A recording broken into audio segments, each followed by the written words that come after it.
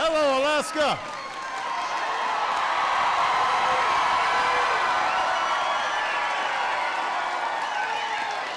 Hello, Kotzebue.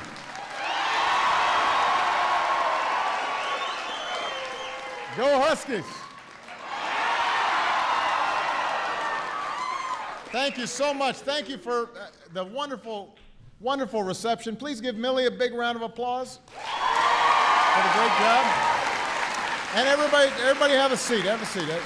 Just relax. I'm going to be here for a while. Well, it is wonderful to be in Alaska, and I look forward to spending some quality time here. And I've gotten such a wonderful welcome all across the state. So I want to thank all of you. Thanks to the mayor of the Northwest Arctic Borough, Reggie. Julie, where's Reggie? Reggie right here. Your mayor, Maya Lukin.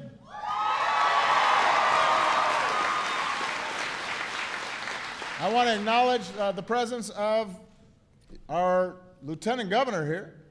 Thank you so much, Byron Malott.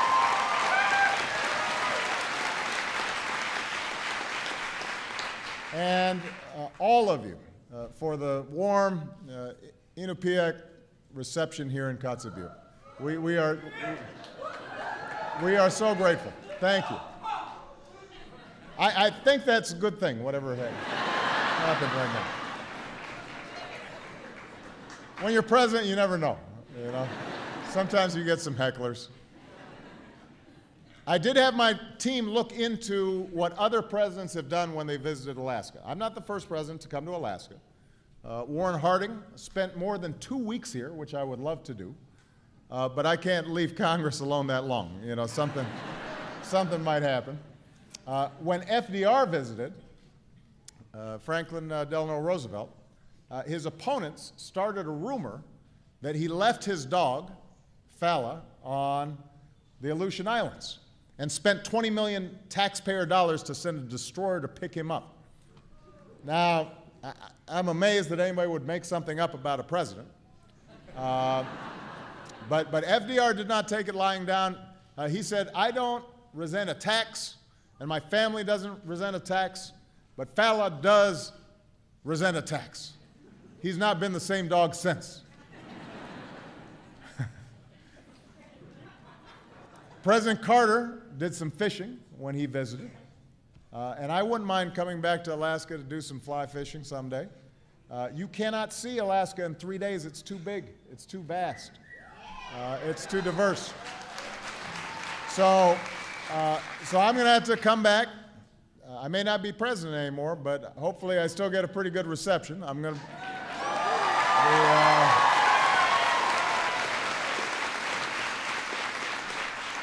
and just in case, I'll bring Michelle, who I know will get a good reception.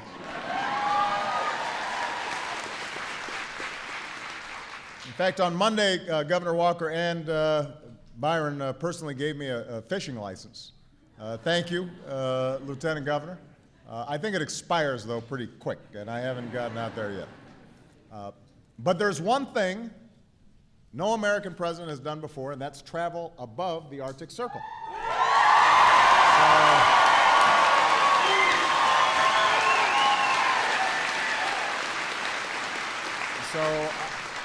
So I couldn't be prouder to be the first and to spend some time with all of you. Before I begin my remarks, I want to thank our veterans who are in the audience, because, you know, we have so many Alaska Natives who serve our country and, you know, defend us. And in fact, I've met some World War II vets and Korean War vets, and we want to make sure that they know how much we appreciate everything that they've done on our behalf. So we appreciate them very much.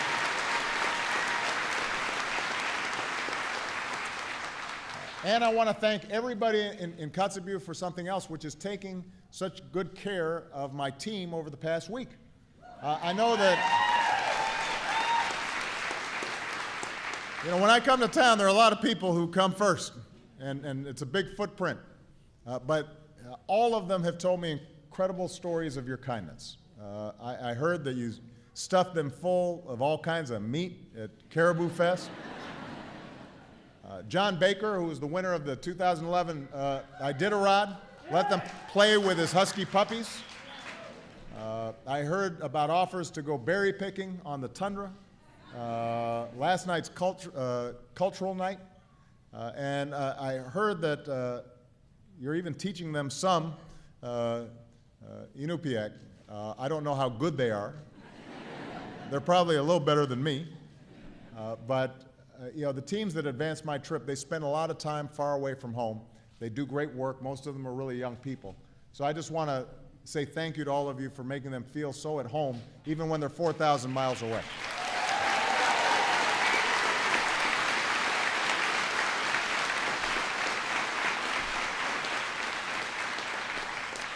So I've had a great week here in Alaska. Flying in on Monday, I had the view of something extraordinary from Air Force One, the great one, Denali. We restored its Alaska Native name. I know that it's been a long time coming for Alaskans. I've had a chance to sit in the cockpit of a float plane, but Secret Service didn't let me fly it. I still enjoyed it. We had a chance to hike to the exit glacier in Kenai Fjords National Park.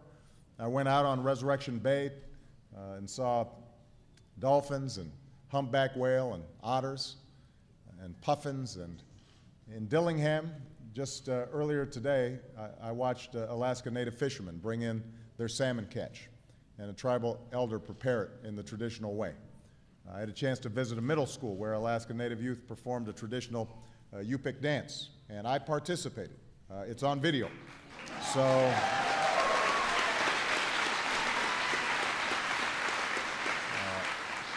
the warmth and hospitality has been incredible, and I'm so grateful for it. We talk a lot about the pioneering, independent spirit of America. It's something that we're very proud of as Americans. But what's clear is that up here it's not just a spirit, it's not just a slogan, it's a way of life. And it is out of necessity. You've got to be self-reliant up here. You can't just drive down to the shopping mall to get what you need. Help, if you need it, is a long way away. This far north, everybody has to look out for each other. And even with all those efforts, there's still isolation and there's poverty, and it can be harsh. And that means that you depend on each other. It makes family and community and tradition all the more important. Now, I grew up in Hawaii, which obviously the weather's a little different. But there's a similarity, what's called the aloha spirit there. And I know you have the same spirit here, the notion that we're all in this together. And that's all the more profound in a place above the Arctic Circle. We know that Alaska's big. And sometimes I have to describe for people in the lower 48, if you dropped it on the lower 48, it would stretch from Florida to California, from the Dakotas to Texas. That's how big it is. So the people of Alaska can be just as different as all the differences that exist across America. But even though we all look different and come from different places and believe in different things, we all stand united around some similar values. We all want a chance at opportunity. We all want to be able to pass down our traditions and our culture and our language to our kids. We all want the same chance at the American dream as everybody else. We believe that every community deserves access to great jobs. And that's why, to boost commerce in the Arctic and to maintain America's status as an Arctic power, we've called for the accelerated replacement of the Coast Guard's heavy-duty icebreaker. And we're planning for construction of more icebreakers. And I'm urging Congress to make sure we've got the resources to do this. To boost tourism, I'm asking Congress to speed up maintenance and modernization of our national parks in time for the centennial next year, including right here in Alaska. We believe every child deserves a shot at a great education. One of the initiatives I'm proudest of is something we call Connect Ed, and it's a program we started to close technology gaps in our schools and connect 99% of America's students to high-speed internet by the year 2018. And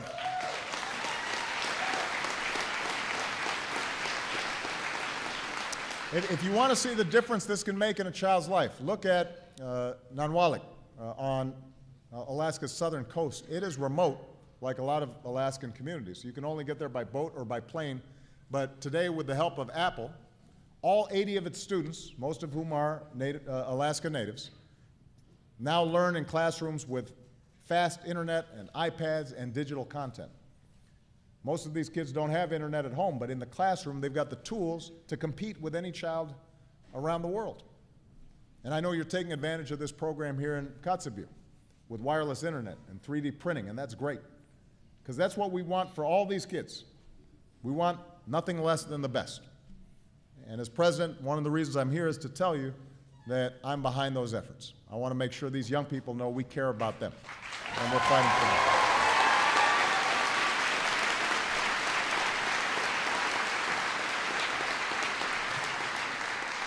You know, we believe every American deserves access to quality, affordable health care.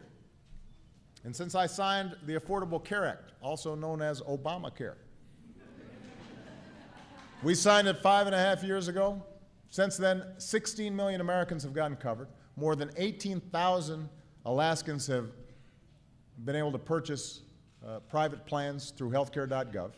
Thanks to the leadership of Governor Walker and Lieutenant Governor Malat, another 17,000 are projected to gain access to health insurance under Medicaid next year. So we appreciate that.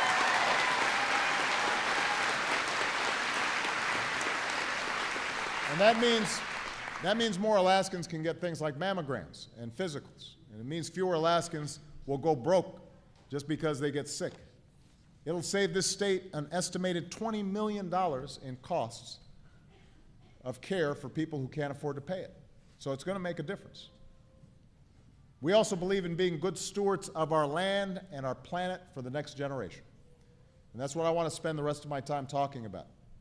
One of the reasons I came up here is to really focus on what is probably the biggest challenge our planet faces. If there's one thing that threatens opportunity and prosperity for everybody, wherever we live, it's the threat of a changing climate. I don't need to tell people here in Alaska what's happening. Over the past few years, I've been trying to make the rest of the country more aware of a changing climate, but you're already living it. You've got longer, more dangerous fire seasons in Alaska, thawing permafrost that threatens homes and infrastructure, faster glacier melt, rising seas, melting sea ice that contributes to some of the fastest coastal erosion in the world. I met Alaska natives whose way of life that they practiced for centuries is in danger of slipping away. You know, on Monday, one Alaska Native woman told me she doesn't want her way of life to go on the endangered species list. And I've talked to folks whose villages are literally in danger of slipping away. So on my way here, I flew over the island of Kivalina, which is already receding into the ocean. That's what Millie was talking about. You know, waves sweep across the entire island at times, from one side clear across the other. And for many of those Alaskans, it's no longer a question of if they're going to relocate, but when. And think about it. If another country threatened to wipe out an American town, we'd do everything in our power to protect it. Well, climate change poses the same threat right now. And that's why I care so deeply about this. If we do nothing, temperatures in Alaska are projected to rise between 6 and 12 degrees by the end of the century. That means more melting, more fires, more erosion, more thawing of the permafrost, more warming after that. And it threatens all of us with hardship, not just people up north. There aren't many other places in America that have to deal with those questions right now, but there will be. And what's happening here is America's wake-up call. It should be the world's wake-up call. And that's why over the past 6 years, we've been working to do something about it. We are the #1 producer of oil and gas, but we're transitioning away from energy that creates the carbon that's warming the planet and threatening our health and our environment, and we're going all in on clean, renewable energy sources like wind and solar. And Alaska has the natural resources to be a global leader in this effort. America, right now, harnesses 3 times as much electricity from the wind and 20 times as much from the sun as we did back in 2008. That's how much progress we've already made. And Alaskans now lead the world in the development of hybrid wind energy systems for remote grids, which help, obviously, villages that aren't hooked up to a big power grid. And you're expanding your solar and biomass resources. So Kodiak Island, for example, recently achieved 99.7% of its electricity from renewable sources. Its wind power alone displaces more than 2 million gallons of diesel fuel every year. So people are saving money and helping the environment. And today, Kodiak Island announced a $3 million public-private partnership that will make the island the first in the world to adopt new technology that lets it stabilize and store the energy it generates from the wind. And I know you guys have started putting up solar panels and wind turbines around Kotzebue. And because energy costs are pretty severe up here, for remote Alaskan communities, one of the biggest problems is high energy costs. So we're going to deploy more new clean energy projects on native lands. And that's going to reduce dependence on fossil fuels, promote new jobs, and new growth in your communities.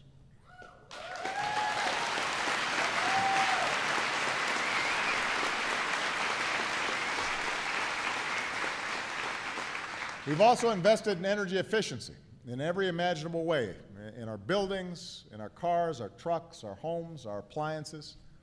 And all that saves billions of dollars for consumers along the way. So more than 15,000 Alaska homeowners have cut their energy bills by 30% on average.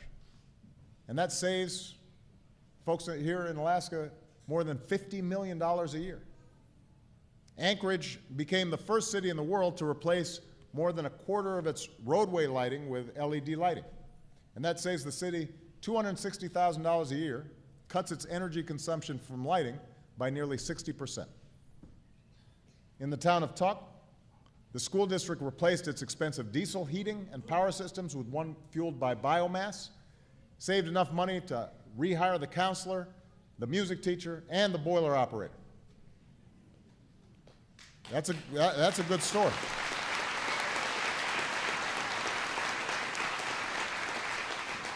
And last month I announced the first set of nationwide standards to end the limitless carbon emissions from our power plants.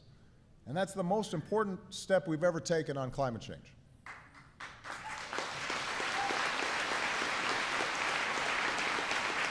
So, the good news is we've made a lot of progress in the last 6 years. But I'm here to tell you we got to do more. We got to move faster. We're not moving fast enough. And for the sake of our kids, we've got to keep going. America has to lead the world in transitioning to a clean energy economy. Now, as we make this transition, we've also got to take more seriously our obligation to help those communities that are already at risk so that they can become more resilient in the face of climate change. Because some of it we're not going to be able to avoid. The planet's already getting warmer. And so communities are already going to be affected. And that's especially pressing here in Alaska. And that's why today I'm announcing that the Denali Commission will serve as a central coordinator in building what we call climate resilience, helping people adapt. And this is going to cut through bureaucracy and red tape, frees up communities like yours to develop and implement solutions for events like coastal erosion and flooding and permafrost degradation. And the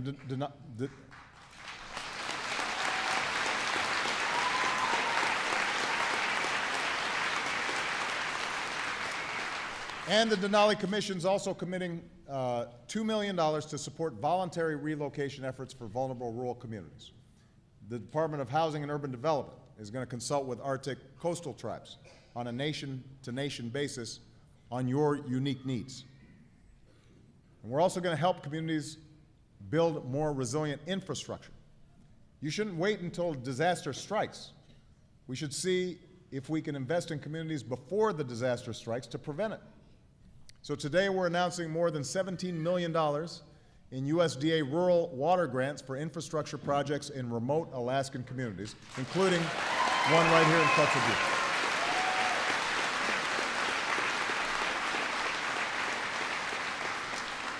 And we're launching a new competition to support cutting-edge energy efficiency solutions. So the Department of Energy is going to offer some technical assistance and advice. If your communities come up with the best strategy for sustainable, efficient energy that's tailored for your community, you're going to get federal support to make your plans a reality.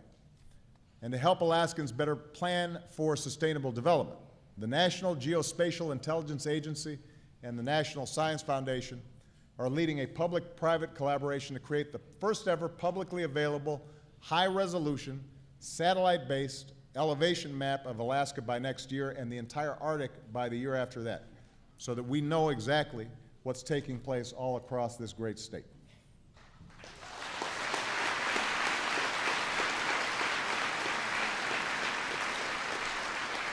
So before we came up here, we had a conference down in Anchorage, not just with Americans, but from leaders from around the world. And I told them that when it comes to climate change, there is such a thing as being too late. The effects can be irreversible if we don't act. And that moment is almost here. And you know this better than anybody. I want you to know, as your president, I'm here to make sure that you get the support that you need. But we should be optimistic about what can be accomplished, because there's nothing that we can't do if we work together. You know, America is full of dreamers. We push new frontiers by choice. That's what makes us Americans. Whether we live in the Arctic Circle or on the Hawaiian Islands, whether we're in big cities or small towns, we're one people. And our future is only as good as the efforts that we put into it. But when people are determined and hopeful and generous, as the people here in Kotzebue are, it makes me optimistic. It tells me that this country's best days are still ahead. So I want to thank all of you. I especially want to thank the young people for being here today. Thank you, Kotzebue. God bless you. God bless the United States of America. Thank you.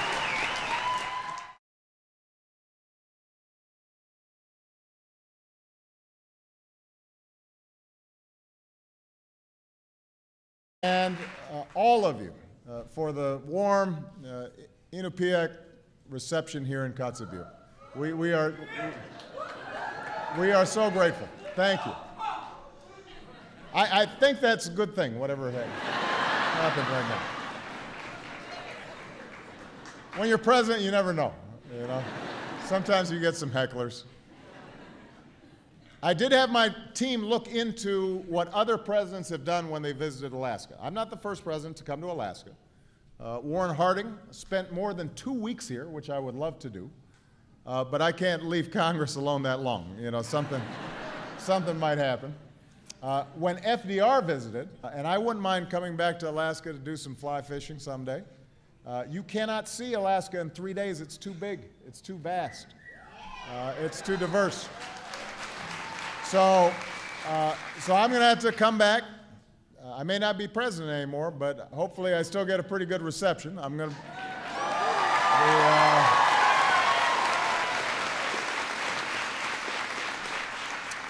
and just in case, I'll bring Michelle, who I know will get a good reception.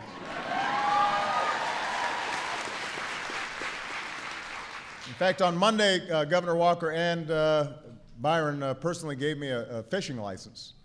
Thank you, Lieutenant Governor. I look forward to spending some quality time here, and I've gotten such a wonderful welcome all across the state, so I want to thank all of you. Thanks to the mayor of the Northwest Arctic Borough, Reggie. Julie, where's Reggie? Reggie right here. Your mayor, Maya Lukin.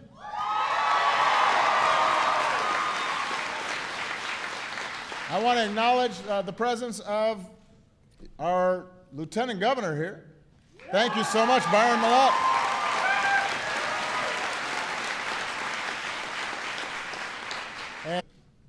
And Franklin Delano Roosevelt. His opponents started a rumor that he left his dog, Fala, on the Aleutian Islands and spent 20 million taxpayer dollars to send a destroyer to pick him up. Now, I'm amazed that anybody would make something up about a president. But FDR did not take it lying down. He said, I don't resent attacks, and my family doesn't resent attacks, but Fala does resent attacks. He's not been the same dog since. President Carter did some fishing when he visited. Hello, Alaska.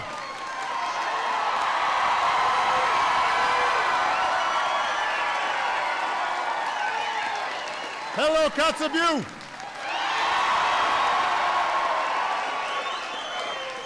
Go Huskies.